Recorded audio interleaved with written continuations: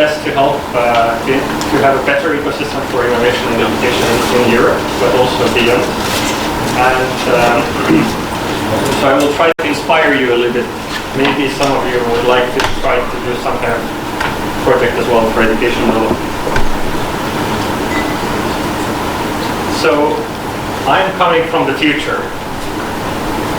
I'm coming from a country where 99% of government services are online. Doing taxes takes about 3 minutes. Establishing companies takes about 20 minutes. And we are not only keeping this to ourselves, we are also happy to give it to everybody else to use with e-residency program. And or if you want to start a startup, you can also do it in this country with a startup visa. Do you know what country I'm talking about? Estonia. Of course. So. Bus service is free, I would say. Sorry? Bus service is already free. Public transportation is for free. But in this area there is still a little bit more room for development because, for example, tourists still have to pay. That's okay. So actually, if you look at Turkey and Estonia, then we have very, very long history together. Turkey and Estonia are in the same language group, you know? We are sitting in the same Eurasian language group. So we are distantly related. And I just took out a few things to show that it's not a fun thing, that there is serious cooperation already going on between these countries. And of course, this can be also feeding into innovation of education and joint projects in this area. But we don't need to wait for the government to do stuff. We can also take matters in our own hands as active people and make things ourselves. And I will just start with a little bit of introduction of what's going to happen in the near future. So what we see at the moment in Europe happening, unfortunately Turkey wasn't part of in this statistics, but I believe the situation is quite similar. So about 50% of the jobs that we have available today will be not there anymore after 10 years because they are replaced by robots. And you can see this as a threat, but also you can see it as a opportunity. Because who else will be automatizing the jobs if not we ourselves? And this is what is kind of expected from the people. Just to look a little bit back in history. So it's nothing new. If you look in agriculture in Europe, then only 200 years ago we had 70% of Europeans occupied in agriculture. 70% of everybody was working to produce food. Today, in the most developed countries, it's only 1.5%. So in Europe, the average is about 3% occupied in agriculture. But still, everybody has jobs. Europeans don't have struggled in this. This is a similar picture from the US. You can see agriculture was the major share of the economy, and now it's become very small as well. So just to showcase how quickly the job market is changing. And this is just to showcase that there are some jobs that are automatized, so they're not going to exist anymore, and other jobs that are emerging. Actually, a lot of new jobs are created, and we are having massive difficulties to find people to do these jobs because we are not educating these people enough. So, my personal dream is to enable access to high-quality education to everybody globally. And to make this happen, I've been very actively establishing organizations. At least 3 NGOs I've been founding, but I've been in boards of several more. And also I have 4 companies in the education sector. I will be speaking a little bit more about one of these companies because I think it's a good model for everybody to copy. So DreamApply is an admissions management platform, university admissions management platform, and it is created because of one problem. So So if we look at education in general, one of the easiest ways to make education more interesting for learners is to make international education. So if you go to study in another country, even if it's the same field, you will learn actually a lot more because you get the intercultural experience from going to the other country. But when we look into this in more details, going to study in a university in another country is actually not that easy. So if we go into details, then if you look 30 years ago, we had this kind of application forms. Nobody was able to understand what was written there. Nowadays, most universities already have nice online application forms. But in reality, the work in the university site has become a lot more complex. And this is how it looks like from the students' side. So we have usually 27 contact points between the student and the university. In reality, in the university side, it's even worse. There's about 50 different things that needs to be done for an international student to come and study in our university. On the positive side, most of these things are very simple things, and it's possible to automatize them. So, as all Estonians like to solve all the world's problems with the help of software, so we decided let's do a software to solve this problem. And so what we have achieved by now is that we are able to cut about 60% of the admin work. So we are actually these guys who are removing some jobs from universities, but at the same time the number of international students has been increasing in the universities that have started to work with us. And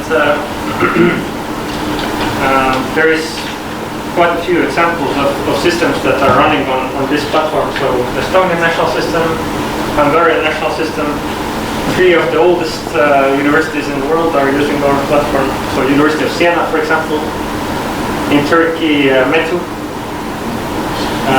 then Yaşar University, and we are also running the platform called Study in Turkey. So if you want to go to study in Turkey, you can check out if you find something to study in Turkey here. And we are also running the system for Estonia. And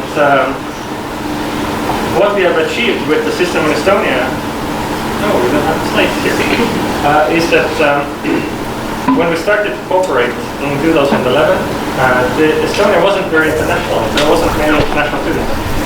If you know a little bit about Estonia, Estonia has been quite closed. We don't like a lot of foreign people there. So, but thankfully in the higher education area this has changed a lot. So we grew from almost no international students to now about 10% of all students being international. And we hope I have played quite a good role in this. So going to like why I tell you this story about Brüksel. So if you think about educational problems, how many of you are studying at the moment? Are you in universities?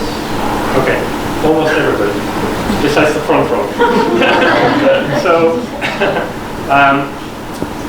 have you seen that some things in your studies are not really nice or not optimum or that could be better? Some things could be better, okay? So, are you also able to imagine that you could help from your side to make the things actually better? Alright, so this is exactly the reason why we started the Nordic EdTech Forum. It's an association of innovators in education from the Northern Europe. So that's why it's 8, because it's 8 small countries, innovators coming together. And the main idea is to cooperate with other innovators, to share experiences, and to learn from each other's mistakes as well. And it has been really a nice organization. And what this organization is looking at is, could we solve educational problems in a sustainable way? This meaning on a very basic level that at least we would be able to make enough income with our educational innovation that we could pay fair salaries to our team. And on the other hand, to do innovation that is scalable. So if we are solving an educational problem, so we wouldn't solve it only for one village, but we could copy this same model and use it globally. Does it make sense? I will show you a few practical examples as well, otherwise it's very theoretical. So, first example, I know many of these examples, so it's very hard to choose, like what should we show today. This is Grapho Game, and it's a very nice example because it's a cooperation between universities and startups. And the problem what the university in Finland wanted to solve was that you know, it's very hard to teach disabled kids how.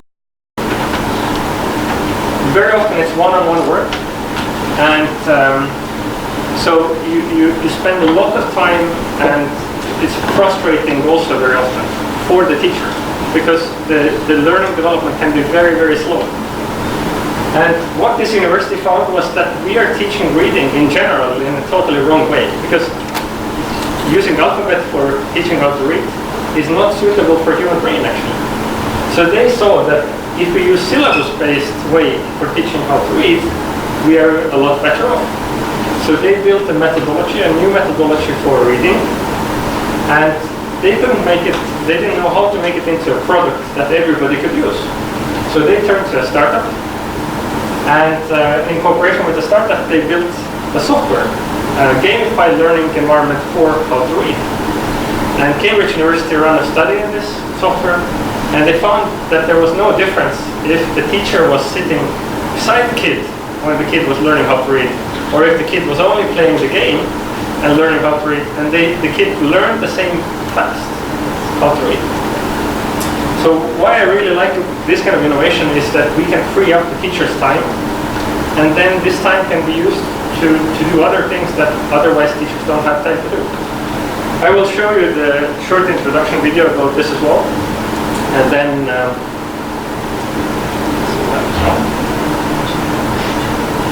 and we don't have sound here.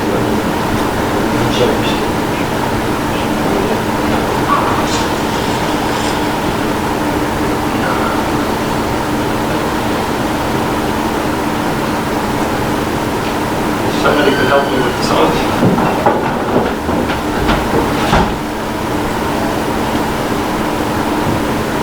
Should we try again? Yes.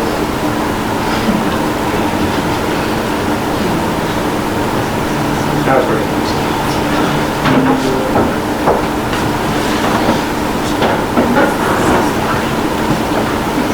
Still very silent.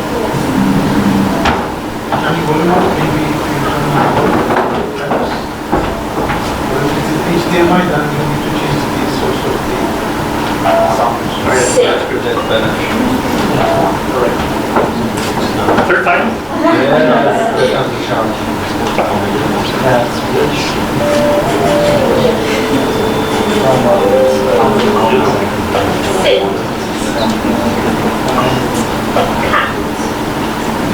Good see?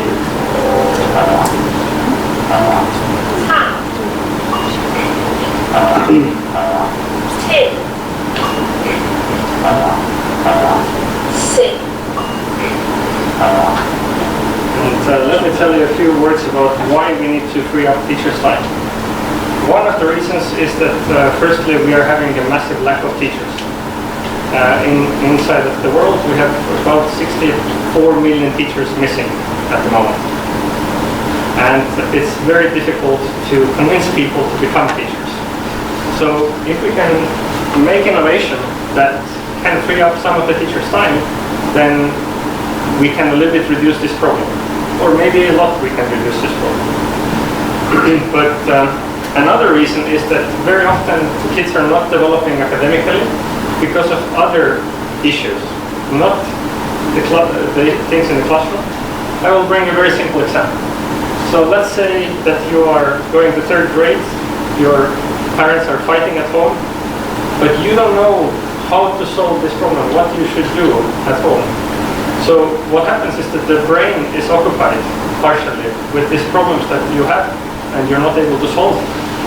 And what happens is that you're going to be delayed with your studies and you're going to be behind. Now, if the teacher would have time to sit down with you and help you to figure out the answers to your issues that is bothering you, It could be that the child would be doing exactly the same as other kids, but now the child is behind and will start feeling stupid. And if a person starts feeling stupid, they will be even more behind usually in academic studies. So it's not beneficial for anybody. So that's why it is very critical to have teachers' time available for kids to be able to draw attention to the children. Let's take a look at another very different innovation in education. So this is trauma simulator. And start to work. I will just show a few, scroll through this a little.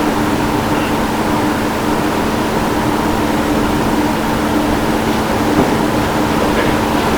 So, a 1-year-old male was a restrained passenger in a Humvee when it provided explosive device detonated next to their vehicle. There was extensive damage. He was extracted by fellow soldiers. The convoy took small arms fired during the event. The medical personnel on the scene were also injured and the attackers were unable to provide care. They were 5 minutes from their location while they evacuated the patient due for initial evaluation. No interventions were completed prior to arrival. So, I guess everybody kind of already understands what this is about. Do I need to explain something? Medical training. And of course, you're looking here at VR. VR is not comparable to real life, like fully, but the funny thing with VR is that human brain doesn't really make a difference. If it's, in the end, it's in the brain, we will have a very similar image of memories. So if we are training in a trauma simulator, if we are afterwards in a real medical situation, it's very likely that we remember things quite normally. So it makes the world of work very similar to practical kind of education. I will not continue the video, I guess. It's a little bit longer. So, and of course, I'm sure you know that VR has a ton of things that could be taught in VR. Now, let's imagine we want to learn geography. If it would be possible to zoom our whole classroom into Amazon jungle, and so the whole classroom could have a common experience of looking and zooming into the frogs and looking at them closer by, do you believe they will remember better what they learned? It's quite likely, no? So, or you can take history, about learning about historic monuments, for example. Again, it's a lot more likely that if you can immerse into the environment, of course, ideally it would be nice to fly over to Amazon and kind of take a machete and run through the jungle, but it's very, very expensive to organize. But with VR, at least we get a good part of the experience, and a lot better experience than just reading from a book and trying to imagine what it is. So let's take a third example as well. So Linguist is an application for helping how to read. And I will actually play the video first because it's quite self-explanatory. Is it possible to learn a language in a fraction of the normal time? At Linguist, we're convinced it is, and we're committed to making language learning as easy and efficient as possible. How do we do it? Learning the right words matters. Most language learning methods teach you a lot of irrelevant vocabulary. We've analyzed vast amounts of contemporary language and teach the most frequent words first. Learning the words you actually use makes a huge difference. Instead of little details here and there, you see the big picture much faster. Just repeating words over and over is inefficient. There's a smarter way called spaced repetition. Linguist learns how well you remember words and brings them back for you to review at the optimal time.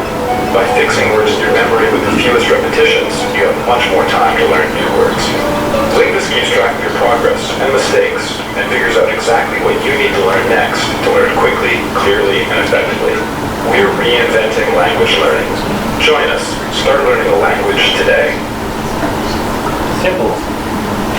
So Tartu University, which is the top university in Estonia, ran a study on this solution, and they found that it is 400% more efficient to learn with the methodology that this app has developed compared to normal education, normal school education.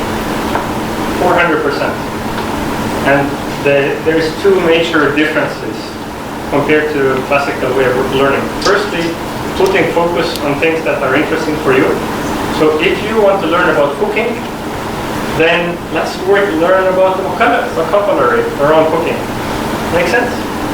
If you want to learn about rocket science, let's focus on rocket science vocabulary. And the second thing is spaced repetition.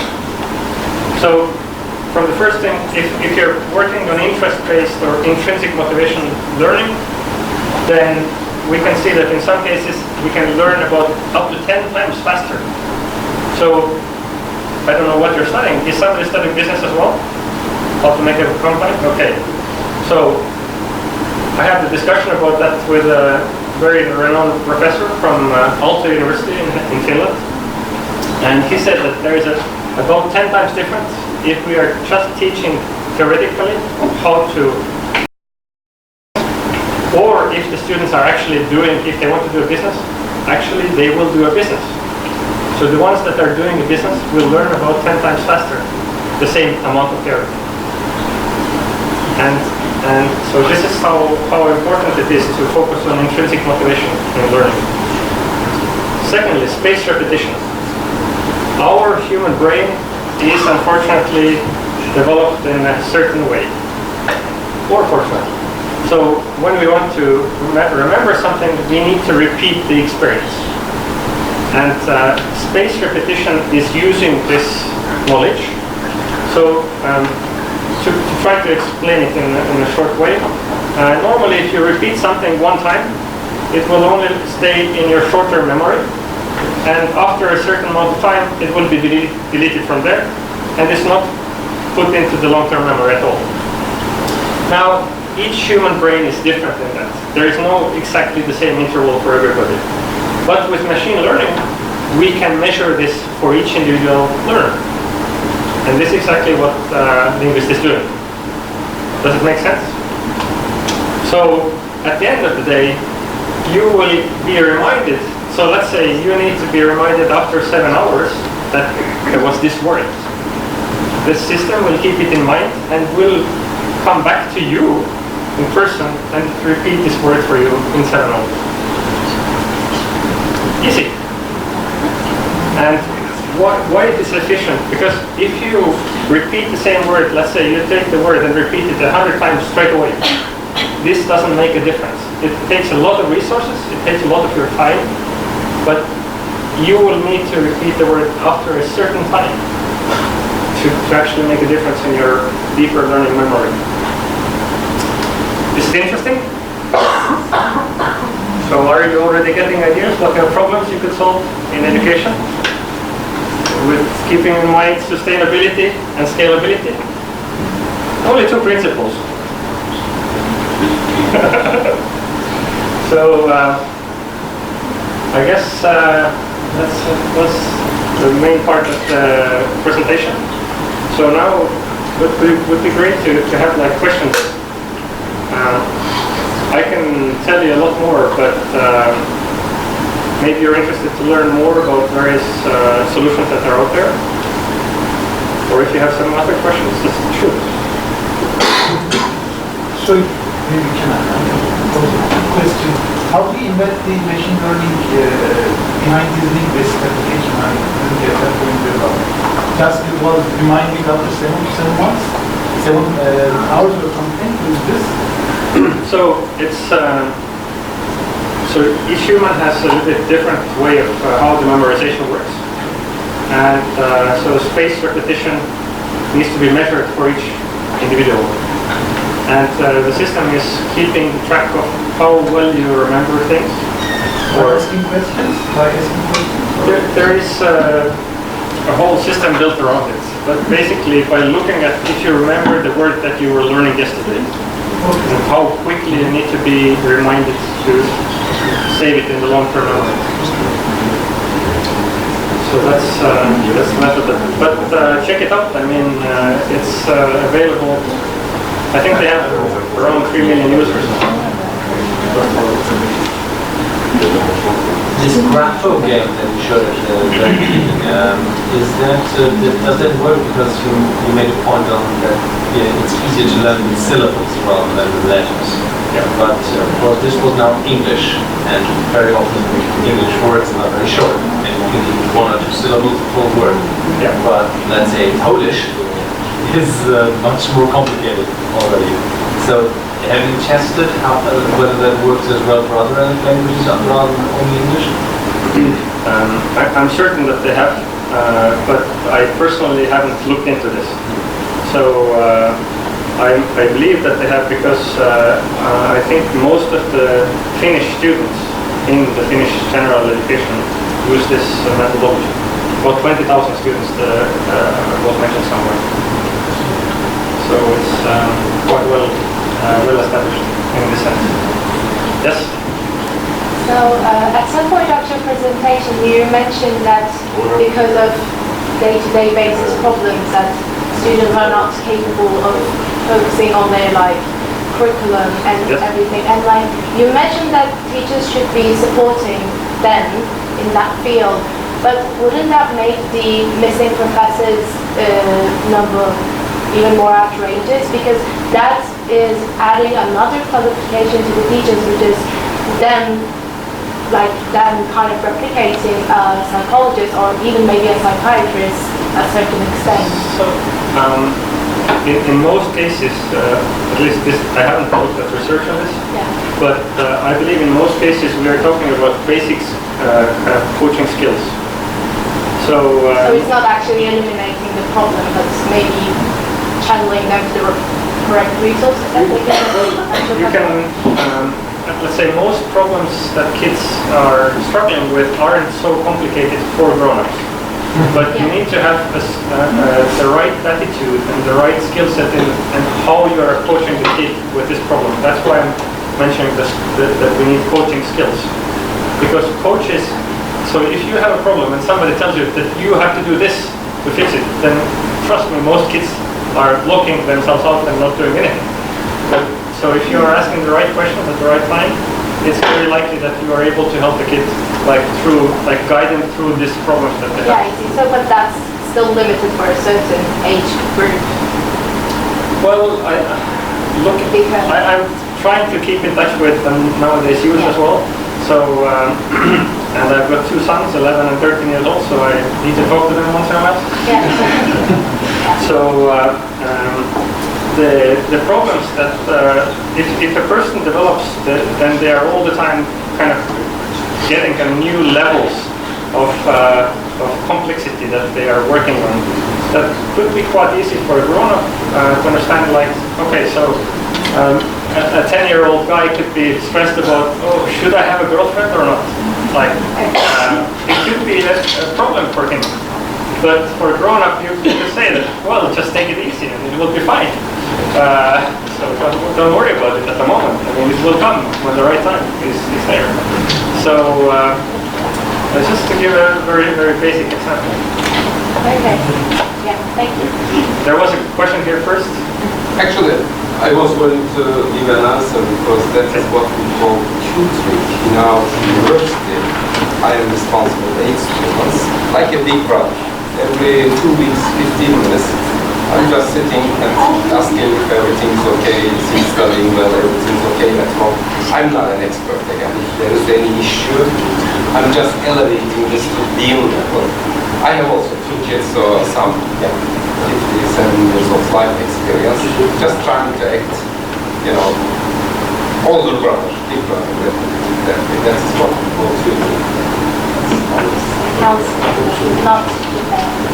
okay, yeah. 3 questions there, but I can't know the order. I just start. Thank you very much for the presentation. I don't want to be misunderstood. I'm not against the use of technology in education. We're already using it abundantly. But when we've been talking about all these different apps, I couldn't help but think one of the biggest problems with the children and the teenagers today is their lack of socialization. So they're lagging behind in all kind of soft skills that we were all grown up with. And learning a language or becoming literate, they're all social experiences as well. When you talk to your friends, when you compare your examples with your students in your class, and when you're learning a language, being inside a classroom, I'm an interpreter myself, I've learned many languages throughout my life, and being inside a classroom makes a huge difference, that interaction with your peers. But I think when you're surrounded with all these apps and technologies, that social element, which we have been losing anyway, gets more and more lost. So that's something I kind of find worrisome. So should we just say we can't escape it, so let's harness it as much as we can, or? It's a very good question, and I will I'm getting this question every time, so I'm used to answer this as well. You see, the school, as we have it today, is an academic institution. Usually I haven't seen any school that would have systematic approach towards developing social skills.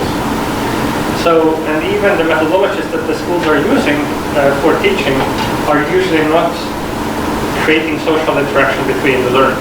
But don't you agree that school is itself a social setting? So this is what I've been saying as well, that it happens by accident, that usually people are interacting because there's many kids together in one house, and then you need to somehow communicate with others. But we are not really systematically teaching them social skills.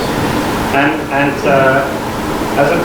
didn't say that in the beginning, but in reality I'm looking at two different types of innovation in education. And the other, one is the digital side of digital innovation in education, but the other is methodological innovation of education. And so it's a very, very little attention usually because it's very hard to understand. So if you look at the school building, you can see if the building looks like crap or if it's looking good. So, and everybody can understand this. But if you look at how a teacher is teaching children in school, in the classroom, a normal person doesn't make a difference. But if you look at the methodological level, there can, as I explained, there can be easily 10 times efficiency difference. So if you talk about social skills development, if you will choose methodologies to develop social skills, you will have very much bigger development of social skills than if you just randomly, it happens randomly because there is many kids in the same building together. Does it make sense? So we can also actually develop, and there is already developed software for social skills training. That's kind of spooky, I have to admit. And trust me, the software is a lot better than just randomly throwing kids in one room together. And actually, one of the softwares that I really like for this is called Mightyfire, and it's meant for very young kids. And it is using, basically what it does is it helps kids to give positive feedback to each other in a virtual space. So, and as a result, I've looked at why the kids like it, is that they feel that they have a lot more friends in the school because they are not used to tell positive things to each other because nobody told them that this is how you make friends. But of course, if you zoom back like 50 years ago, then there has been maybe even a little bit more. After the Second World War, I looked at US research on this. The kids had a lot of free time where they played without adult supervision. What has happened now this past 50 to 70 years is that in the US, the kids have almost no free time anymore without adult supervision. So 7 years ago, you were able to go with your friends, play in the mud, went home, your mother was a little bit angry with you because you made everything dirty, but nobody really controlled you.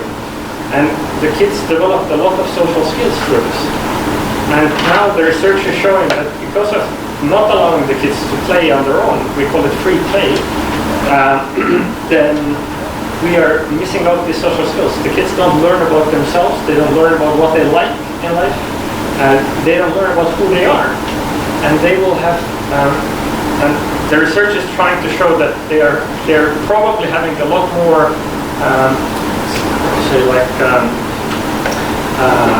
mental issues, like depression or some of this kind of issues because of lack of free play when they were children. So what you're pointing at is a very important topic, but what I'm kind of putting on the table is let's have better methodologies for actually creating children a possibility to develop their social skills. Just not let it happen by accident. Free play as well. Yes. First of all, thank you very much for the presentation. I'm a biomedical engineer, and my first question is about, I would like to understand a little bit better your vision on global solution, because you mentioned the number of teachers that were lacking, but then I guess because you were talking about worldwide education, when we know that it's also not just dealing with other people or software solution based, it's also geographically. So I wonder how applicable your solution is to solve the problem of global education, because, for example, here in Belgium, I know a lot of friends who just got out of college and they want to be teacher and they don't really find work. So although teachers are missing, I'm not exactly sure that the solution is made to, like, how can that help globally? That's my question, because in a country where they cannot find teachers, they are even less likely to find a VR sort of hardware. Yes. So that's really my question. It's a very good question. If we are talking about digital innovation of education, then we're actually seeing several different layers of innovation that is necessary. And the base layer is infrastructure layer. So if we want to, let's say, I had a very good discussion with Save the Children organization. They are one of the biggest organizations of training kids in refugee camps. And their refugee camps, you have all sorts of problems, starting from like not having internet is one of the smallest of them probably. But at the same time, because of the other problems there, for example, there is war, so it's dangerous for teachers, let's say from Belgium. So let's say your friend would like to volunteer to help these kids to learn, but it's not safe to fly him over or her over there. So again, we could use software-based solutions to connect your friend with the learners there. So, but of course, firstly, we need to establish internet connection there and make sure that there would be devices. But trust me, creating an internet connection and putting a few devices there is a lot cheaper than risking with the life of your friend for Belgian government, for example. So this is what I'm trying to explain on the European Commission level as well, that guys, if we want to really have an impact on helping people to learn in developing countries or in catastrophe situations, let's work firstly with infrastructure. So then innovators can build stuff on top of that already. But if you look at kind of general access to internet, then it's getting very quickly better. So I've heard about stories where there is, let's say, 5 students using one mobile phone to learn in an e-environment, something, in a developing country. And it's totally fine. Concretely, these 5 guys were asking, well, we would all like to get our credits. So they turned to the innovator. I think it was BitDegree, this organization that was bitdegree.org. They're focusing on digitally teaching basically MOOCs for learning how to make software. But they are, for one user, providing 1 certificate for learning. So, but there was 5 guys learning with 1 mobile phone. So these guys nicely got their certificates, each of them. But you see, the human mind is very inventive when there is the basic tools available. I hope I answered your question. Yeah, you did. Thank you. My second question was just, when you think about innovation, sometimes from an engineering point of view, we see like a product and then customer and what's the best solution. And I've always wondered in terms of education, how do you construct your revenue plan, like, because it's hard to see like who's going to Who's going to pay? Who's going to pay? Exactly. That's a little bit the question, and for us, we tend to think about other innovation field because we see the so that's my question. So, have you seen a solution called Kahoot? No. Who knows about it? Okay, so most of you do. So this is a very simple example of innovation in education, let's say. It's a quizzing platform, and it's one of the biggest success stories from Norway. I guess they have around 100 million users now globally, and the business model that they used was kind of standard, or well, becoming the standard, one of the standards in education. That it's a freemium model, so everybody who just does the basic stuff gets the stuff for free. And if you need some kind of more deeper things like analytics, learning analytics, then you pay a little bit. And I think it costs like €1 per month per teacher or something like that. So, but if you have such a wide user base, you can actually pay your team salary quite easily with this €1 per teacher. So,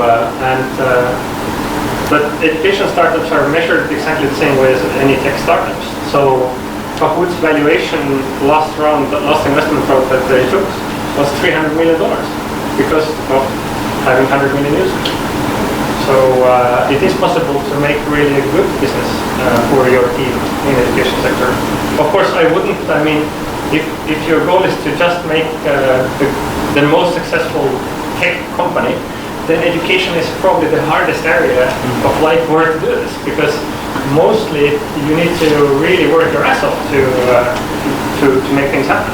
But sometimes it's possible to do it. And of course, everybody needs to be educated. So if I'm going into a little bit detail here, then the best success stories that I see in education usually are solutions that are trying to solve one concrete problem and do it at a very high quality, so people can benefit from it, and then spreads also quite nicely. So we call it the narrow vertical solutions, or microservices. It's another commonly used word for this. And then ideally you can also put the microservices together. So you could have very big systems built actually, but you are focusing only on one or a few of them. Does it make sense still? Or I'm going a little bit theoretical, sorry about that. There was, she was before. Hello, I'm the thank you for the presentation. It's so interesting. Today's tourism sector is one of the most important things. I was wondering, are you working with ESN, Erasmus Student Network, the biggest student network in Europe? Because it would be useful for them as well. For what was the project name? Play Deep. Your project is Pre-applying.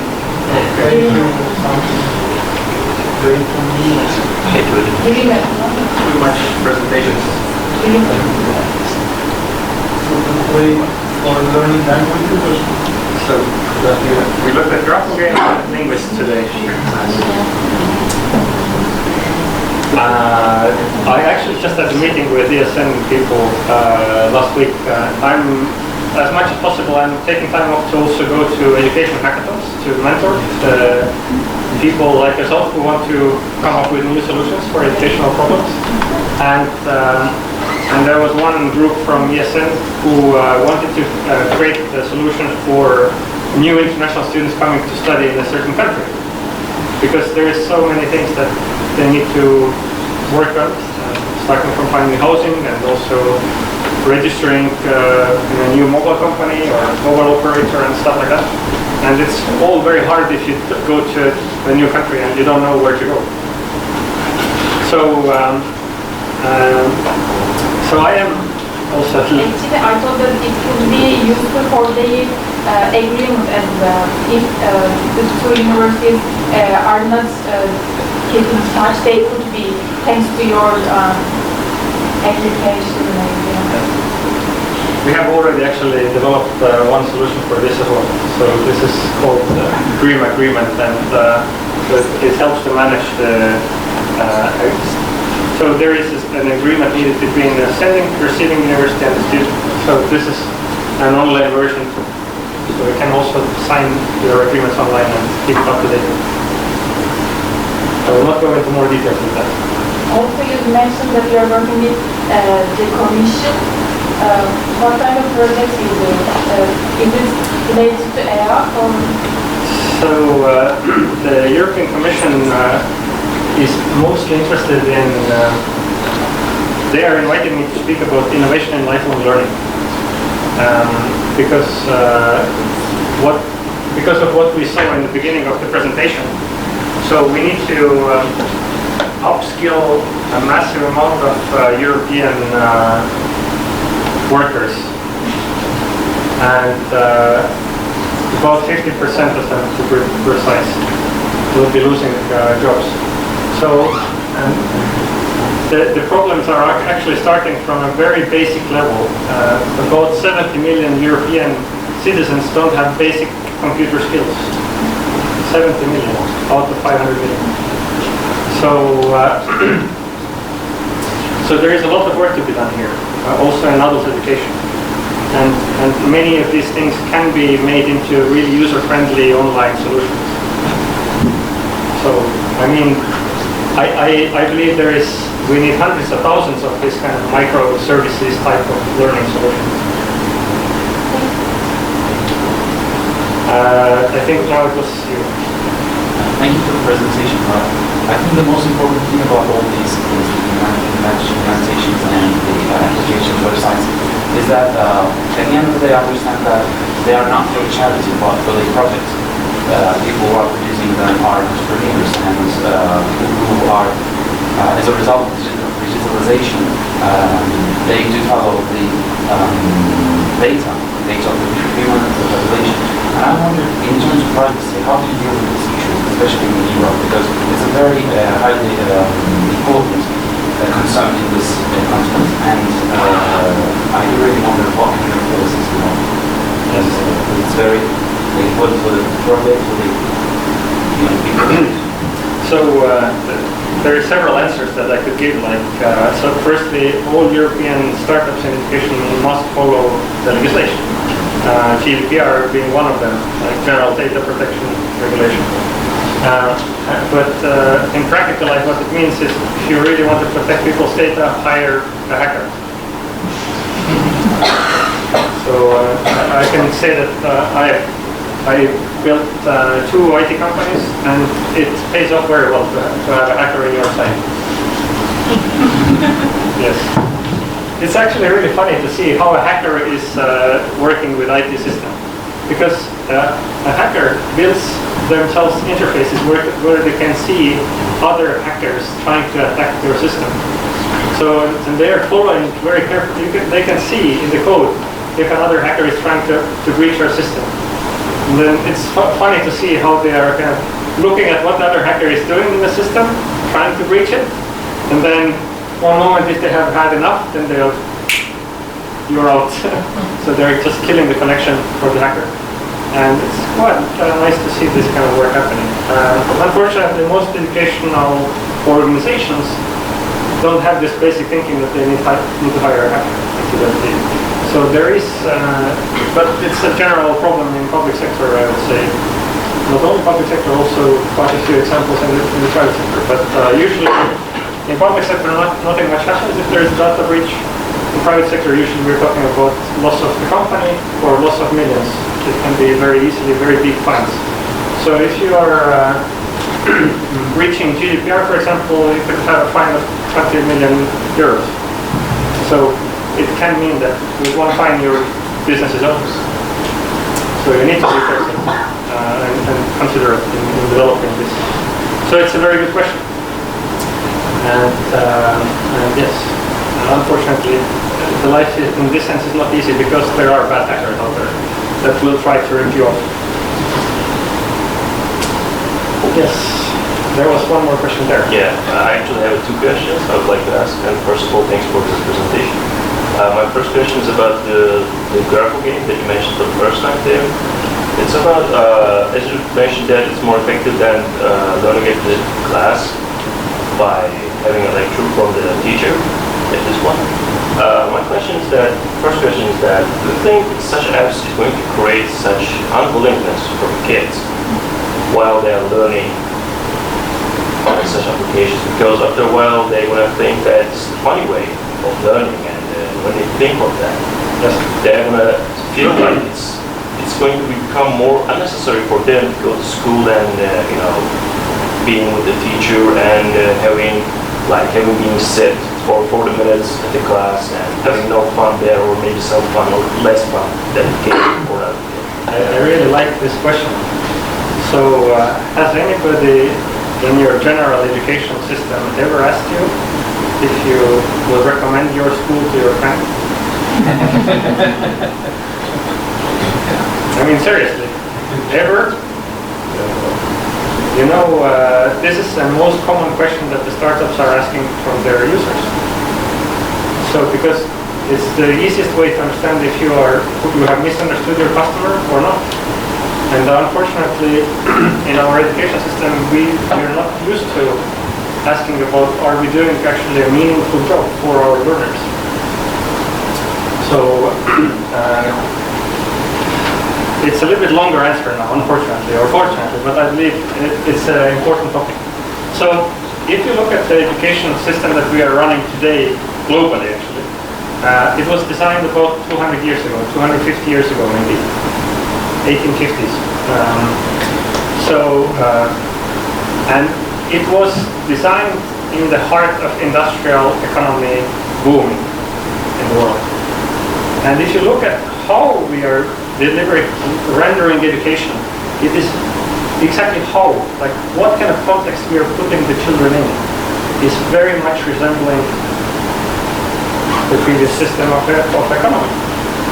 So you have to go to school at a certain time, you have to do things that you are told to do, and you have to do them at the time that you are told to do them.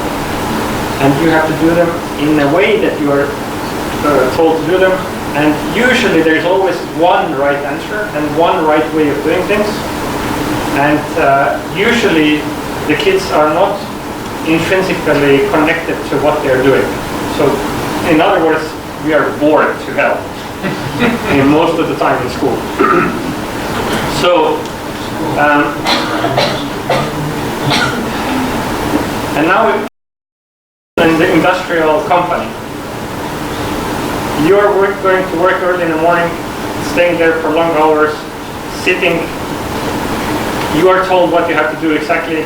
You have no say about what you are doing and when and how you are doing.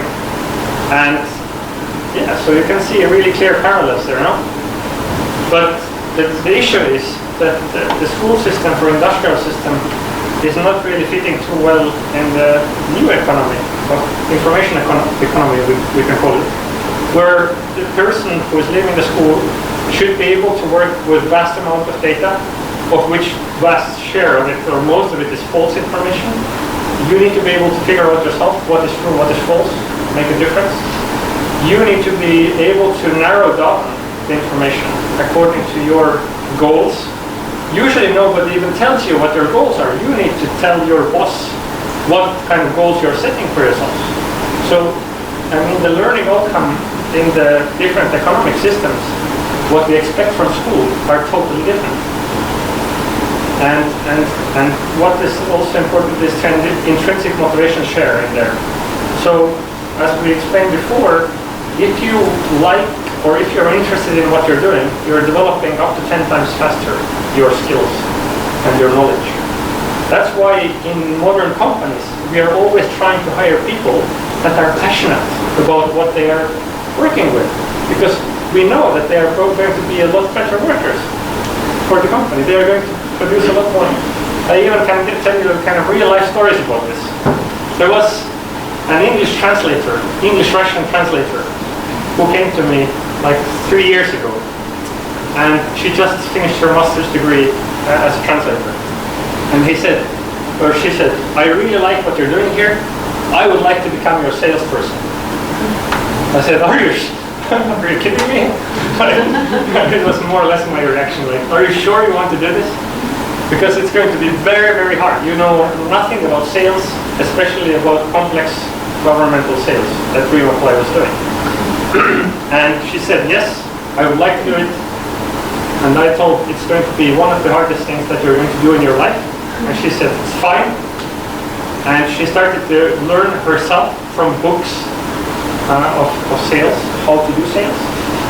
And it took her about half a year to get the first sales done. Now she's the top salesperson of the company. 3 years later. And she's she's a superstar now.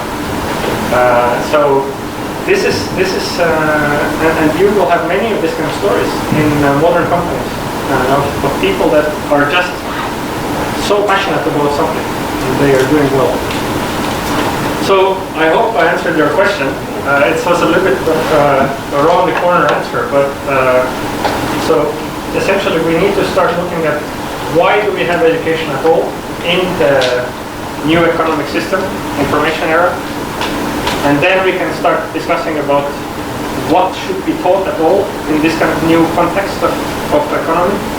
And then we can actually start discussing about what kind of tools we should use. Because what we have been focusing today about is tools. But it's actually the wrong way to do things. We are today building tools to help the existing education system to try to become a little bit better. But actually, I don't see any political power today who would be able to be bold enough to take it the right way and do it logically, philosophically correctly. But fine, I mean, I'm fine to do it this way as well. It's better than nothing.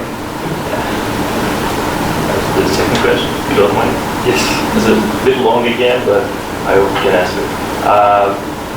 Such apps like show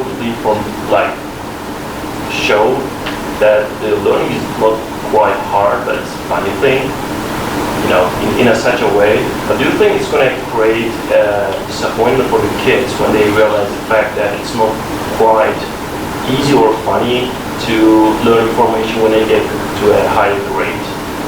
Do you think such apps are going to kind of blur their eyes or their minds about learning information? So, it's a really good question again.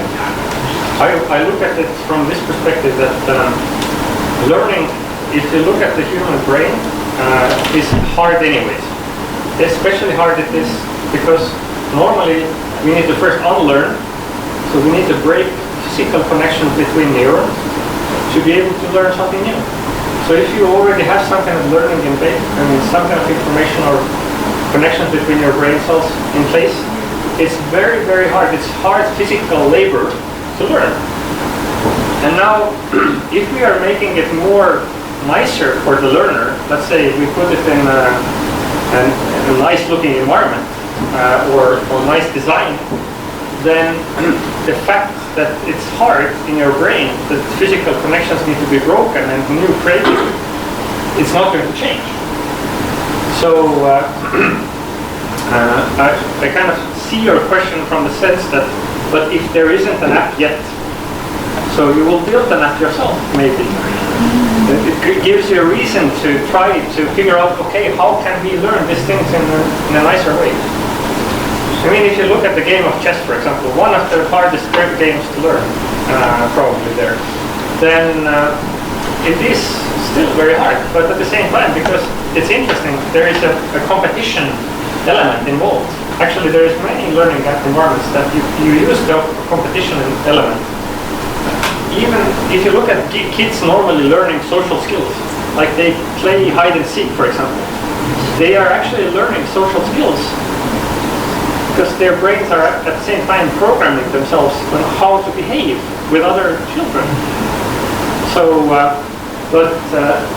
because they are using a competition kind of environment, it makes it a lot more fun. And in reality, our brain is a lot better at keeping the data and memorizing it when we are having a good time while learning. So,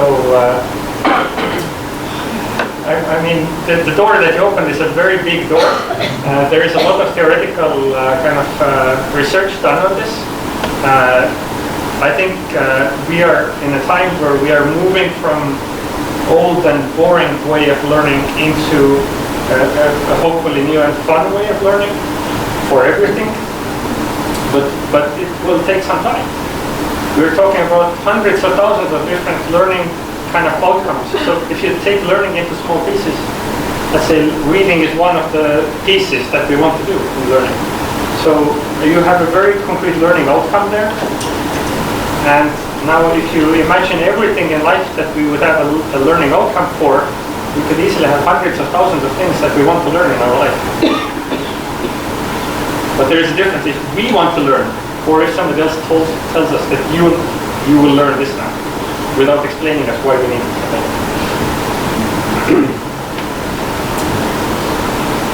Okay, should we have, is there any organizer here? I don't think so. There is.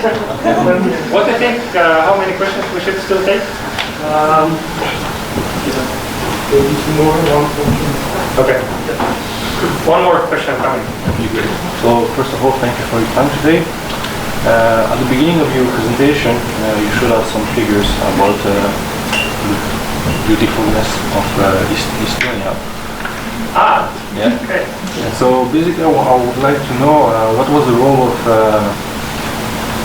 Estonian government policies in place to push you to yourself or some other person in Estonia to push you to innovate, and what was their role with some, I don't know, some policies to bring you knowledge, funding, what was their role mainly, and if you can broadly explain.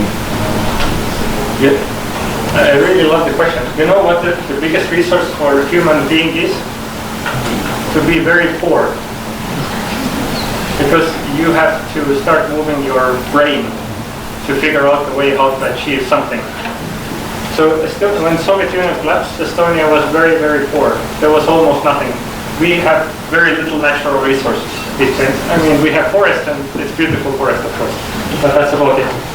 So, so the only way to make life better is that you start to figure things out that make your life better. And I mean, why I'm saying that it's important to be poor is that if you look at a lot of countries in the world have a lot of resources, gas or gold or whatever, metals, but very often these countries are not developing very well. And the reason behind this that they are doing fine without it. So in Estonia we have 8 months winter. Well, most of it is rain, but still very bad weather. 8 months of the year, and about half of this year we have total darkness. So it gets dark about 4 o'clock in the afternoon, and it's dark until 9 o'clock in the morning. So if you're a normal grown-up going to work, you're going to work in darkness, and you're going home in darkness. So we have long winter nights. What else do you do besides coding? So this is, but in reality, one of the reasons why Estonia became so successful was that, as I said, the government was very poor. So they were thinking, but we need an infrastructure for the country, a digital infrastructure for the country. And then they were thinking, okay, literally Estonian whole year revenue for the country was $100 million at this time. So they turned to IBM as well, and IBM was like saying, yes, for $100 million we could build you a national infrastructure, no problem. So the whole national budget. Of course, I mean, it doesn't work like that. So they were thinking, okay, how can we solve this problem? How can, we don't have money, but who has money? So they thought that, oh, but the private sector has some money, the banks have a little bit of money. Let's turn to them. And actually what happened was that about 60% of the initial building of the Estonian backbone systems were built in cooperation. 60% of the budget was coming from private sector. So, because the government was very clearly saying that, well, we need to exchange information with each other, so you can contribute as well. And because of this close cooperation between the government and the private sector, we had a strong tradition of private-public partnership. I mean, an honest and true public and private partnership, not like the one that we have in Western Europe, where it's more like a circus. And things were really people coming together and really thinking together, how can we solve these problems together? And because of this tradition, a lot of the infrastructure and other solutions were built in cooperation as well. Unfortunately, in our, let's say, last 5 years or even 10 years, it has gone down. So the government has been starting to move away from private sector. And this is exactly what's happening all over the world. So because public officials are afraid, for example, of accusations of corruption, for example. Even if there is nothing wrong, actually nothing wrong is done. So, for education sector development, it is actually a problem, because the government alone doesn't have the innovative approaches usually to figure out these complex problems that we have in education, that we need to figure out nowadays. But it's an opportunity for us again to try to explain to the foreign people that there is a better way of doing things. Again, I hope I didn't answer like too broadly to this question. But yes, now there is about 1,500 public services available online in Estonia, and which means that there is only 3 things really that everybody cannot do online. You cannot buy a house online, and you cannot get married online, and you cannot get divorced online. Everything else you can do online in Estonia. I mean, from our perspective, this is already the future, you know. So that's why I told you that. The future. Right. Who's the next follower in the footsteps of Estonia in this kind of breakthrough? I was just thinking, I know the Baltics and Estonia specifically have been mentoring some of our Eastern partner countries. And I'm just wondering, where's the next qualitative leap? Well, I wish you, of course, that you keep your lead and your advance. I'm just wondering, do you see the next breakthrough around the corner? There is quite a few interesting technologies emerging at the moment. One of them is, of course, machine learning, or AI. It's very hard to say who will be the first one to break through. But I can see that China is very, very heavily investing in there. So it can happen that I mean, what I'm saying very often to the Estonian government is that, guys, if we don't start moving our assets very quickly now, in 15 years, all of our students will be using Chinese solutions in schools. 15 years. Now you put the fear of God into us, but like you should have this way. Yes, we need to get our act. But it's not funny. You know, these devices, where are they produced? China. Absolutely. So it's serious because if you are investing in AI is going to be so much ahead. If we talk about personal learning assistance, we are talking about adaptive learning. So it's going to be so much more efficient than any kind of human training, unless it's one-on-one, like expert coming in and training you as a human. The general education is going to be so much weaker than AI-based education. So the countries that are going to be investing and front runners there will be leading the world. And but if you look at today's situation, like who is competing with Estonia, then probably Singapore is more or less on the same par, or maybe even ahead of Estonia. So this is the situation. Really great questions. Thanks very much, guys.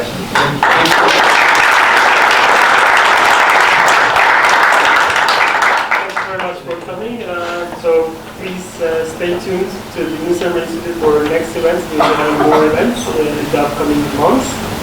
Approximately we are organizing 9-10 events, so just stay tuned. Thank you for coming here.